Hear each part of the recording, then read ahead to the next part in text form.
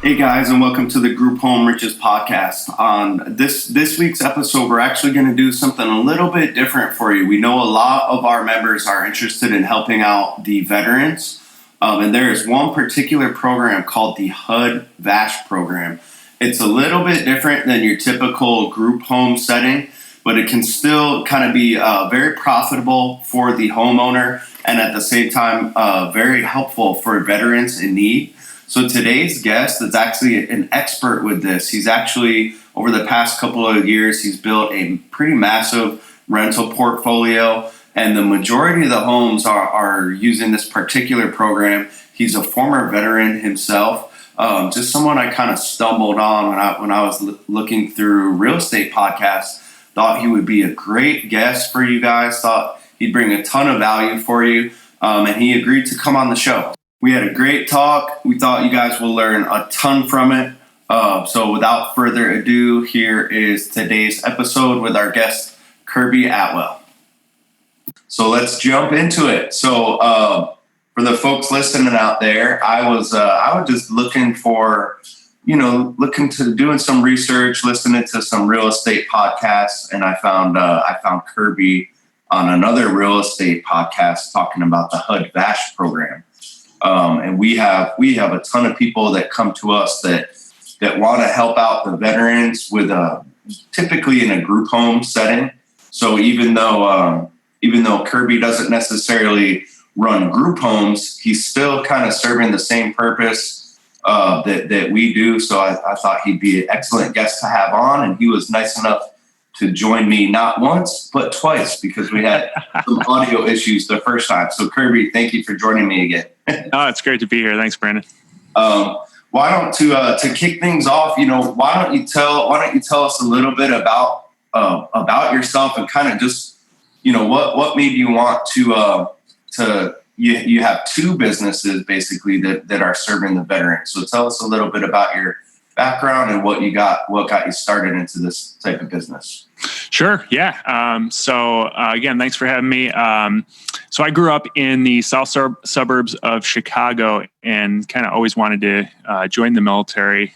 So after high school, I went to prep school for a year and then went to West Point Military Academy in New York. And after graduating, I was stationed as a second lieutenant in the Army down at Fort Bliss, Texas, in El Paso, Texas. And around that same time, I picked up the book Rich Dad, Poor Dad, which was kind of the first entry, I guess, into real estate or even the thought of investing in real estate. And like many other people who have read that book, it kind of was a turning point for me, a shift in mindset. And it was something that I recognized as something I want to do the rest of my life. So this was 2000. I graduated in 2005, and I decided to buy my first property right after reading that book in 2006. So read it, and a month later went out and bought my first rental property, and then bought another one right after that. So didn't spend a lot of time in analysis paralysis mode, huh? Yeah. Luckily, I got very lucky in the beginning. Obviously, it was 2006, which was the height of the market before the crash. But I was luckily stationed in a probably one of the most stable real estate environments in the entire country. So it didn't go up or down. I don't think it ever goes up and down in El Paso. So it was a good place to kind of get my feet under me and learn. After that, I went to Hawaii and bought another rental property there after the crash in 2009. So I got a great deal on a foreclosure there. And then that brought me, basically, I went to Japan for a few years. And then basically I got out in 2011, and I decided, I always knew that I wanted to go into real estate investing. And I decided I'm just going to jump into it full time. So I started a flipping company with two partners, and back here in Chicago. And we, from 2011 to 2016, we flipped about 70 properties around the Chicagoland area. And I realized during that time, I was sort of on this flipping treadmill, I refer to it as, where, we started with one deal, and then we got a couple deals at the same time. And the business started to grow, and so our overhead started to grow along with, the business. So we, then we got an office and we started adding staff members. And at our height, we were doing 22 deals at the same time in various stages of the rehab process, from being under contract to buy to being under rehab and being on the back end to sell. And we had 13 full-time staff members, and we had tens of thousands of dollars going out in marketing every month to feed this machine. But as the owners, we never really got ahead. It was just this constant perpetual cycle of looking for the next deal just to feed the machine that we had created. So I decided that I was going to try a new approach in 2016. So my partners bought me out of that business, and I decided to start Green Vet Homes because I had recently learned about the HUD-VASH program, which is a voucher program where they give homeless veterans a voucher very similar to a Section 8 voucher that pays the rent, but it comes from the VA, and and the rent is direct deposit directly to the landlord. And I found out I could lease single family homes, and it works really well in the south suburbs of Chicago, where the price point is fairly low compared to a high rent amount. And the rent amount is actually higher than market rate because most landlords just, immediately reject a homeless veteran because they start thinking the worst. So I found out about this program in 2016, and I built a business around buying, rehabbing, and renting properties to these homeless veterans. And I've been able to accumulate 16 single-family homes since then, and an 11-unit apartment building, and it's just worked really well. Beautiful. So just to kind of recap, you scaled the flipping business into kind of a beast. Mm-hmm. It sounds like the problem was you scaled, you grew bigger. Probably, with that came a lot more stress, probably late night phone calls, early morning phone calls, stuff like that. Exactly. But you weren't really, your personal income wasn't really scaling as big as the business, it sounds like, correct? Exactly. Yeah. The revenue kept going up. Everyone said we were successful, but when I was looking at my personal bank account, it wasn't any different than it was when we first started. Even though we had a lot more revenue coming in, the expenses just kept up with it. So cool. And now you took a step back and kind of created more of a better, you kind of created the lifestyle that you want, probably a little more passive income, not as much yelling at contractors. Yeah. And at the same time, it's probably a little more spiritually rewarding as well, correct?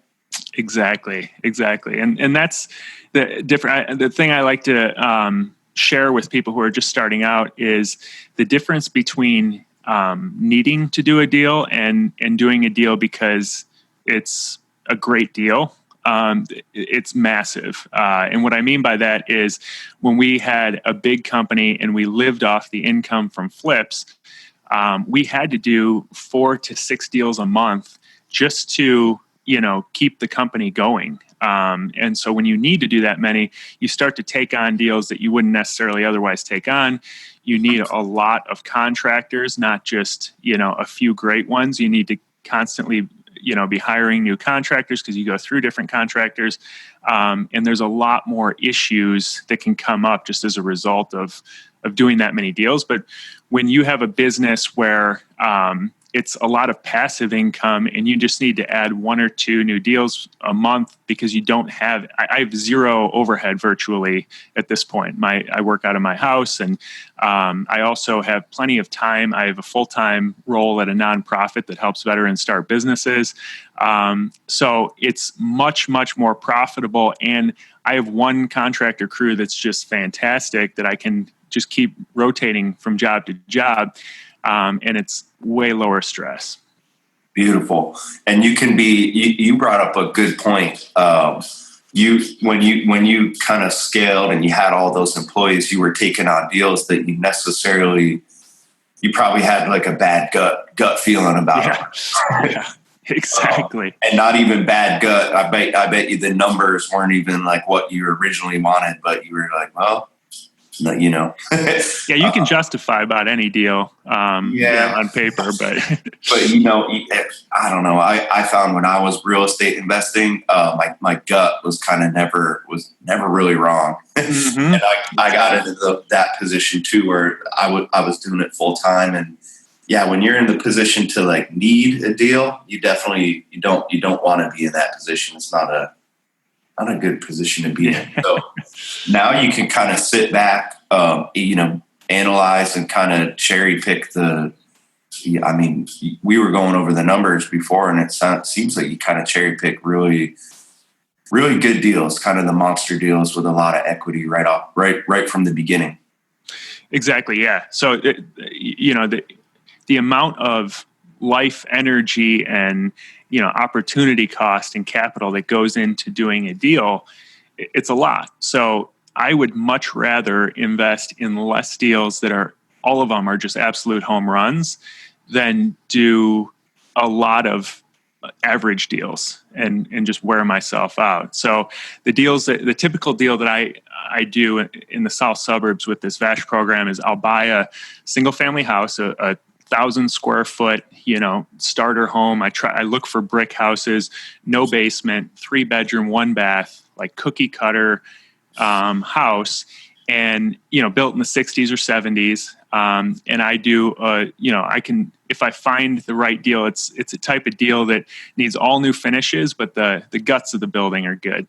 And so I can rehab. I buy it for about $50, and I can put in $25,000 to $30,000. So say I'm all in for $80 average.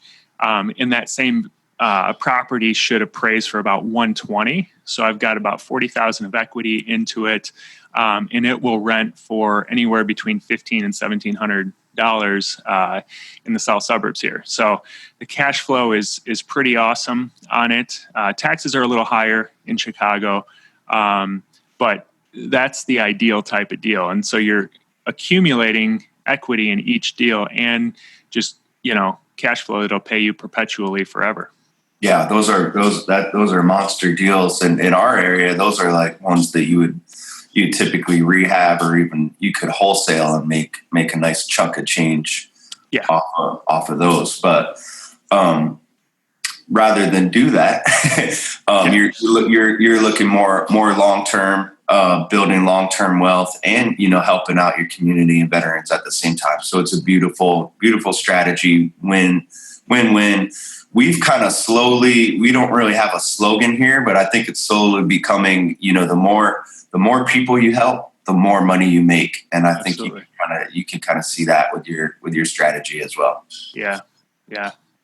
And with the HUD-VASH program too, like, I do go above and beyond on rehabs. I think there's a lot of people who can work in the voucher program and kind of do the bare minimum just to pass the inspection. And they figure, well, these people don't have an option anyway, so they're going to rent my place. But there's so many advantages to going above and beyond. Number one, you're setting a standard for what you expect from that tenant when they move in. So they move into this gorgeous property.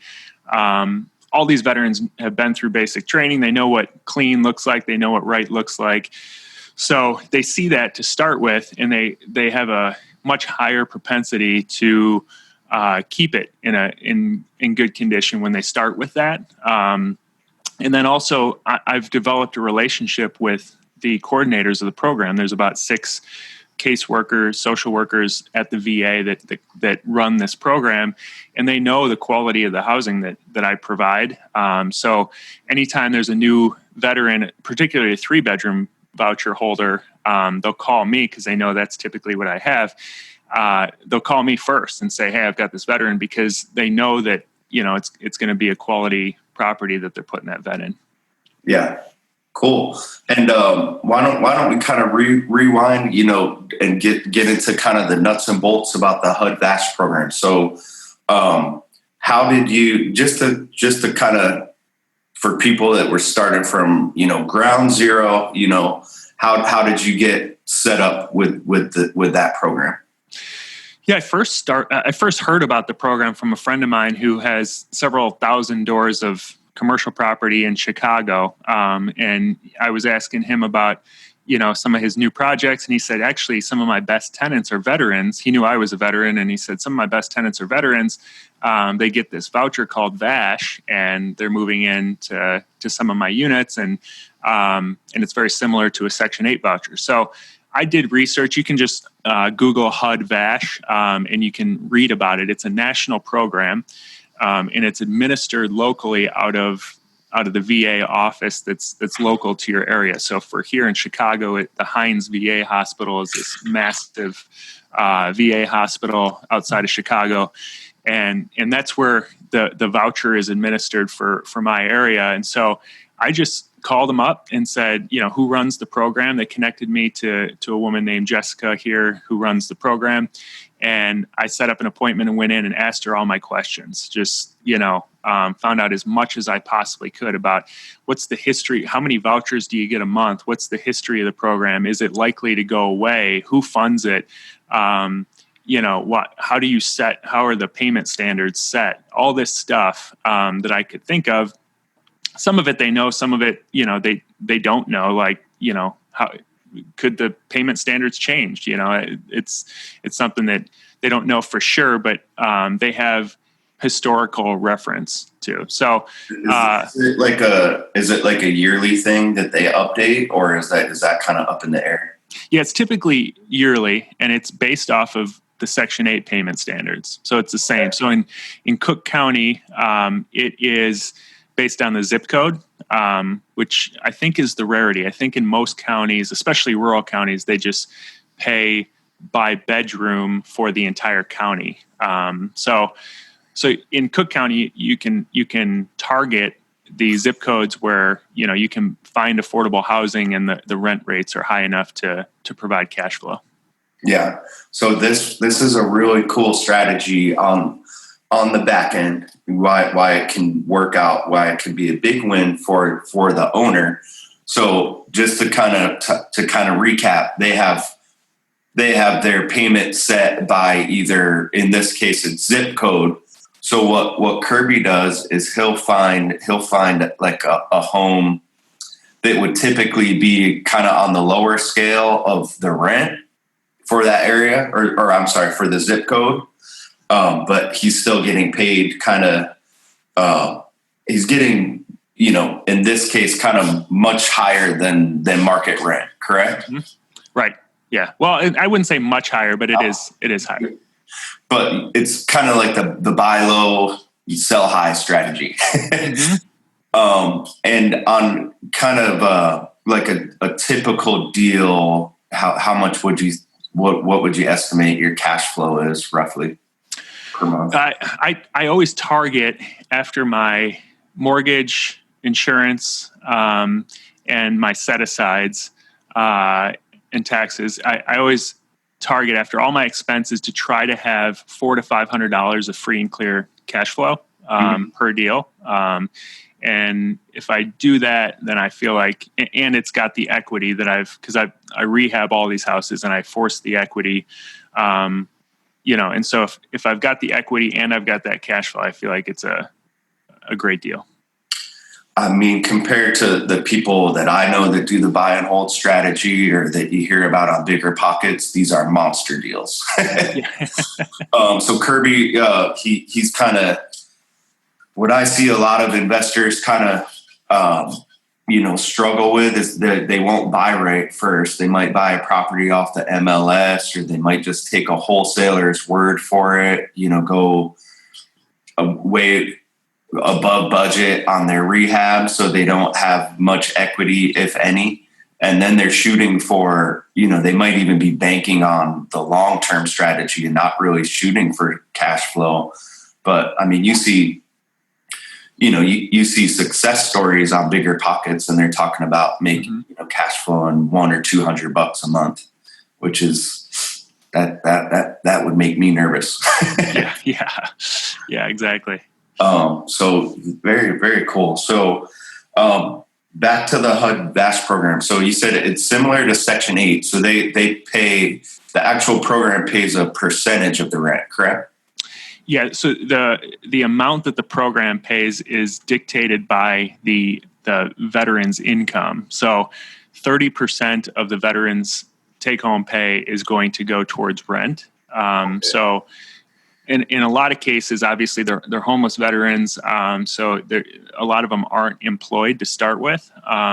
They do have a caseworker that's assigned to them from the VA who develops a plan with them to get out of whatever caused the homelessness. So if it was a loss of a job, a divorce, substance abuse, PTSD, whatever it is, they develop a plan to work through that and get them employment and eventually get their income up to work off of the voucher. So I have some that start with 100% coming from the VA, and then over time they're responsible for a few $100s and then more, and then eventually they work themselves off the voucher. I didn't know that. So they kind of, that changes the percentage, like maybe monthly, or just the caseworkers just on top of it, and they're always changing that. That's exactly. I did not know that. What's like so they're working to get the guys employed then as they live with you. Exactly. Yeah. It's a pretty good program. That's very cool. Yeah. What's the typical length of stay at your properties? Since I've got the 3-bedroom vouchers, what I've found is that a lot, the vast majority of VASH vouchers are 1-bedrooms because it's a lot of single veterans or a married couple. But since I've got a lot of 3-bedroom houses, the few 3-bedroom vouchers typically are sent my way.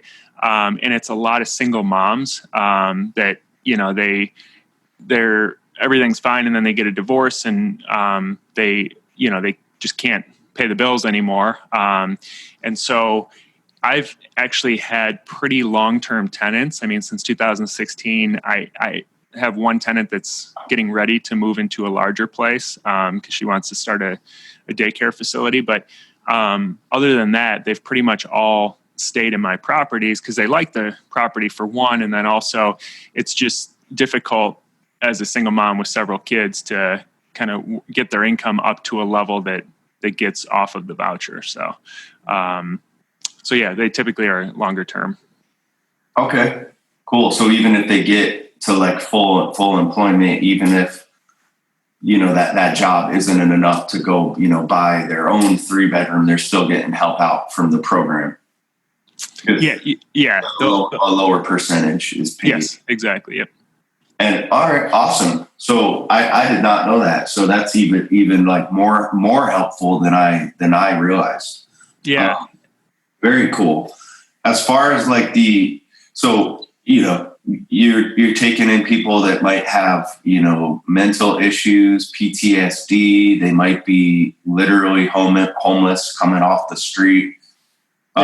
They all are literally homeless. That's a prereq to get the voucher. They cannot have a residence. So they're either living on a friend's couch, or they're living in a car, or they're living on the street. I'm in the suburbs, so I deal with a lot less chronic homelessness. That's even more challenging, and you see that in the city a lot.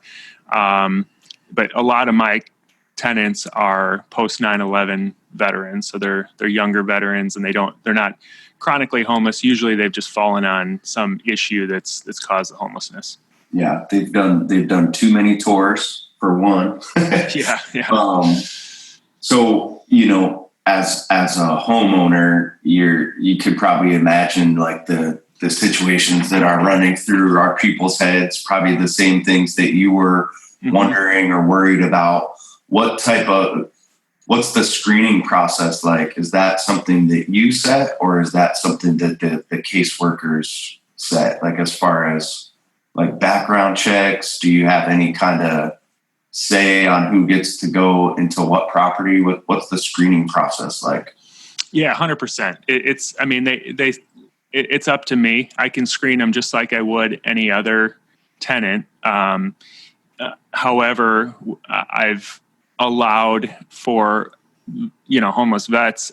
None of them qualify on paper. I mean, they're all their credit's going to be shot. They're homeless. Like there's a higher level of risk, which is why you're getting a higher level of rent typically. But and also I rely on the HUD-VASH program to do their analysis first too. They do a criminal background check, so they do initial screening for me, and then I still do, my own screening. But I do take on a little bit more risk. I think one thing that's helped me is I'm a veteran myself, and so I do have rapport. I manage all of these myself, and I do have a relationship with each tenant, and I do, at least quarterly walkthroughs of the property, and for the most part, I have not had any major issues. There's little things that come up here and there that that I've got to help them work through, but I've only had to evict one tenant, and it was really because her adult children were living with her who were just a mess and kind of taking all her money. She was working really hard, and they had their kids living with them, and it was kind of a mess. So we had to evict her. But other than that, I've never had to evict a tenant. And obviously you're getting paid because the vast majority of the rent is coming from the VA. Yeah. I mean, evictions are pretty awful to go through no matter what, but you would think there would be, the misconception would be that there's a lot more in this type of situation, where really that's probably pretty typical. I mean, if you were to ask just your standard traditional landlord who has, like, say 15 properties, mm-hmm. they've probably gone through more evictions than that in the past couple of years. Yeah. And I'd say if you want to be like a totally passive, like turnkey investor, this might not be the best program. I'm a little more hands-on. I enjoy the process of being hands-on. I like to find properties I can rehab and create equity in. And so it helps to be more you can't just sit back and expect mailbox money on these type of properties. Most of the people that are listening to this are, if you are expecting it to be 100% passive in the beginning, I encourage you to find another podcast. Yeah. I mean, I think we might have talked about it on our last call, but our typical home, group home, you can cast a wide net and kind of just take in anybody who's in need, or you can target specific niches like people transitioning out of homelessness, people transitioning from prison, trying to get sober. But a very, very popular one, and one where we get a ton of people, they come to us because they want to start group homes for veterans. So I think this could be a good strategy for those that they might not want to have, like eight people in a home to start off. Sure. But they still, they still want to kind of run their own business, invest in real estate, and help out the veterans at the same time. So I think this is one of those programs that can kind of serve all of those purposes. Yeah, absolutely. Very cool. Very cool. So one of the big kind of questions and misconceptions that a lot of our new members have is that you have to be licensed to do something like this. So what kind of license did you need to get in order to start housing these veterans? No, there's no license required. There's an inspection company that's contracted by the housing authority that comes out and does the inspection, very similar to the inspection they do for a Section 8. It's mostly, they're mostly looking for safety related items. So chipping paint, windows that aren't operational, that sort of thing. So, if you're rehabbing a property, it's probably not an issue. Like, most of the stuff is going to be new and functional. So that's really the only inspection that's required. And then beyond that, they're just super excited when when a landlord's willing to take part in the program, because there's not enough of them. Yeah. After learning about it, you would think that it would be very, very popular amongst, landlords, real estate investors, what have you. But I used to work in property management, and, Mm-hmm. and I kind of the majority of the people, if you they just don't want to go. They don't want to do the extra perceived work. Right. Extra. They have all the misconceptions of they're thinking, all right, great, we're going to have a homeless person come in here. They're going to do drugs. They're going to tear up the property. And I got to do all this extra paperwork and all these extra upgrades where it's really not, I guess it's good for people like you and our listeners. It's kind of, you don't really have to do a hard sell. It's kind of like, just get the property, get it up to their standards. It sounds like once you get in touch with the right people, they kind of walk you through everything, right? Yeah, that was the other thing. You brought up a good point. Like, I wouldn't recommend just dabbling in it. If to do, you could do one or two here and there, but there is like a whole packet of paperwork that you've got to turn in up front, where they ask for, the proof of ownership, and they ask for your W-9, and then there's a few housing authority forms you got to fill out. So learning those, I built my business around it. I said, this is who I want to serve. This is the type of deal I want to do in this type of, in these few communities. And then I could build my marketing around that. I could, have my crews set up around that area. I could learn the paperwork inside and out. So there's an advantage to sort of determining that, your strategy up front, and not, doing one of these and then doing maybe a different type of house over here, and then doing all these different acquisition strategies. And, I streamlined the process so that I could get some traction over time, as opposed to just like jumping and doing the shiny object syndrome. Yeah. And let's how long did it take for you to get through that kind of initial process? So let's say pretend you have the home, it's up to standard already.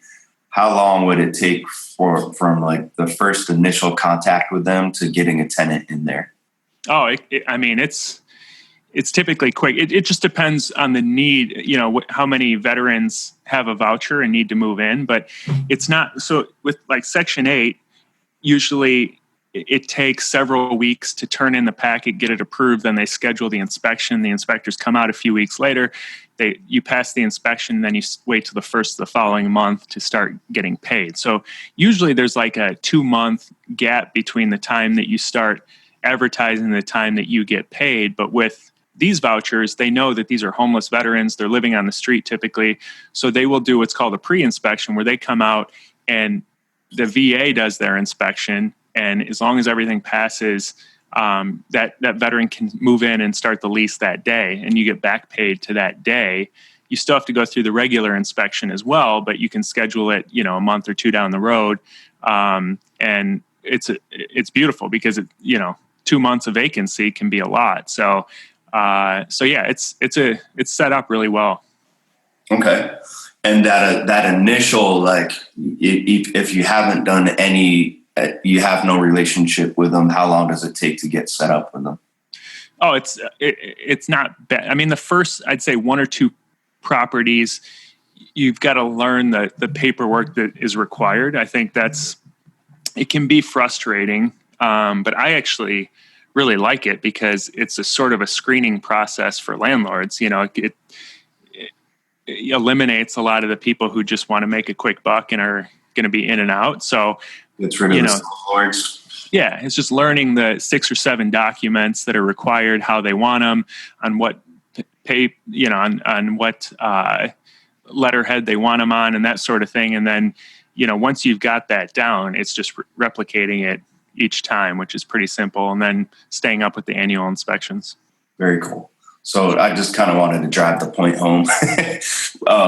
For those folks out there listening who've looked into, starting a licensed group home facility, this is going to be nothing like that. We're talking, Yeah.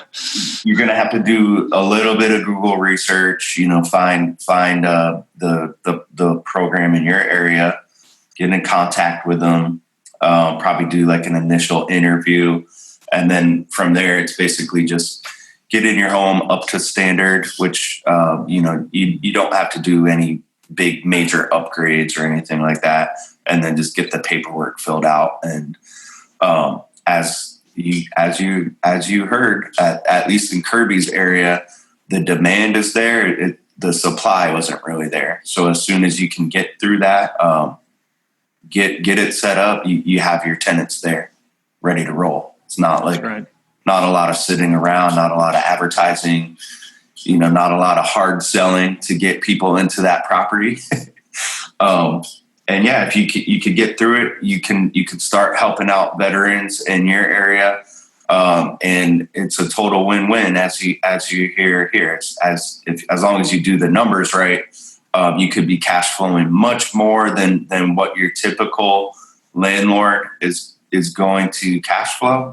Mm-hmm. And you're helping these people out of homelessness 100% of the time. That's right. As Kirby said, none of these people are coming from another apartment or another home.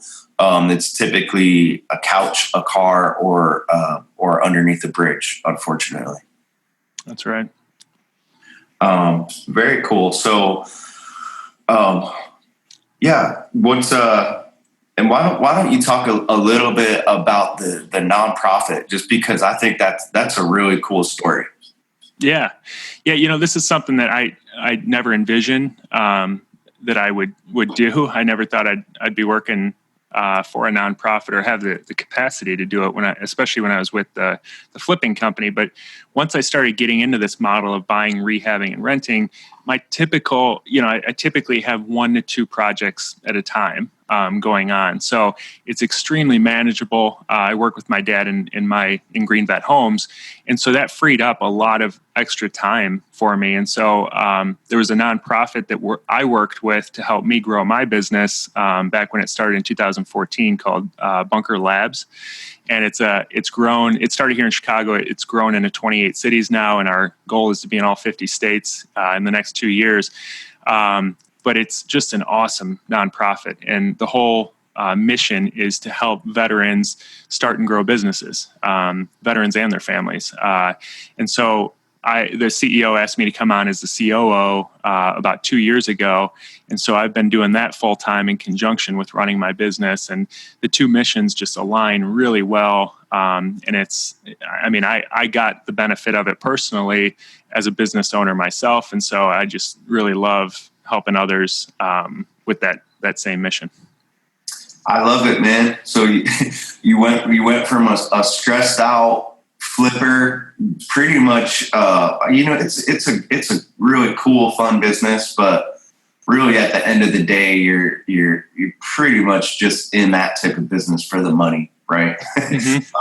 You're kind of, you can say you're revitalizing neighborhoods, but at the end of the day, that's not like super rewarding. Yeah. And now you kind of rearranged everything. You're probably doing a little better financially than you were when you were flipping, correct? Oh, for sure. And he actually had this is a great problem to have, too much free time. So rather than golf, or I'm sure he has time to golf and do free time, spend time with the family, but he got into another situation to just provide more service to the veterans and people like himself. So I think that's an awesome story. Thanks, man. What are kind of what's the future look like? What are any big goals, any big ventures coming up? What's that look like? Yeah, I'm trying to figure that out now. It's a good question. My wife and I moved over to Northwest Indiana from the south suburbs of Chicago about a year and a half ago. And we bought a place on Lake Michigan, a fixer-upper. We fixed it all up and we converted the basement into a separate Airbnb apartment. And it pays for a big chunk of our mortgage. And we get to live in a house that is, kind of the house of our dreams on the water and stuff. And so we've just seen the power of Airbnbs as well. And so in conjunction with the veteran housing, I think I'm going to start growing that it works really well in the Northwest Indiana area along the Lake Michigan area. It's a big vacation spot. So I think we're going to start growing that side of the business as well and start doing some more Airbnbs and figuring that out. So we'll continue to do the veteran housing also, but I think that's also something we'll incorporate in. Very cool. If you ever want to look into something that's going to cash flow, more than Airbnb, but it's much less passive, definitely check out groupHomeRiches.com. Yeah, for sure. That's another. Yeah, it's way more hands-on in the beginning, but it's definitely something that as you scale up, you can kind of. And we have systems that people put in place to where even though you do have quite a few more people in the home, it's still, once you get everything set up, it's pretty much like property management. But yeah, we could talk about that another time if you ever want to. Awesome. Where can people hear more about you, Kirby? Yeah, so I created a blog about a year and a half ago just because I enjoy doing it. And so it's just my name, KirbyAtwell.com, and I just share articles about how I'm doing the VASH program and other stuff and my philosophy on real estate investing. And I wrote a guide that people can download too on how I get off-market deals. The best deals that I've done have all come from this bandit sign strategy that I've incorporated. I wrote exactly how to do it. So if people want to download that, they can find it there. Very cool. Very cool. Any parting words for our members out there? I always say a year from now, you're going to wish you'd started today, so that's kind of the philosophy I live by. And so, don't drag your feet. If you're thinking about doing it, jump in and you'll learn as you go. I want to reiterate that. So, he's not just talking there. Just if we go back, he kind of read. He just had one. It took one kind of game-changing book, which is kind of becoming a theme amongst the people that we interview on here. But it was "Rich Dad Poor Dad" it's Robert Kiyosaki, right? Yeah, Robert Kiyosaki. Yep. And then he didn't sit back and wait to read all of Kiyosaki's other books that have come out. Go, spend a year in the library. He didn't spend a year on Bigger Pockets learning how to analyze properties and things like that.